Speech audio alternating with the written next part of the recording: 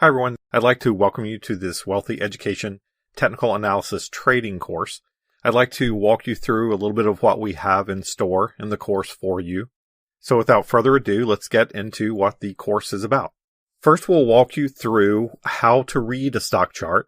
We'll talk about some technical indicators, how to use those to increase your trading probabilities, and combine them with other indicators and chart patterns.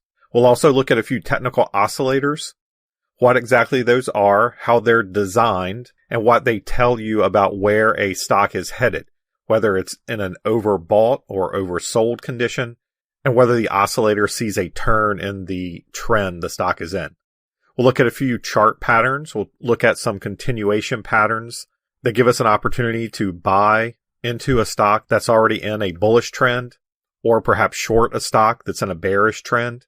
We'll also look at candlesticks and a few candlestick patterns, including how to read a candlestick and what the candlestick is telling us. Combined with all of these, we'll talk about trading psychology, what all of the indicators and patterns tell us about what investors are thinking when we see price movement in a stock, and how being able to read investor psychology, especially around support and resistance levels, can add a lot of percentage points to your trading. As we go through the course, as I said, we'll talk about analyzing a stock chart. We're going to talk about line charts and bar charts and candlestick charts. We'll talk about how to use support and resistance and how they can set you up for entry and exit points in a stock, which give you a high probability of winning. We'll talk about how to use the technical indicators and oscillators to predict both upcoming trends as well as continuations in trends and trend reversals.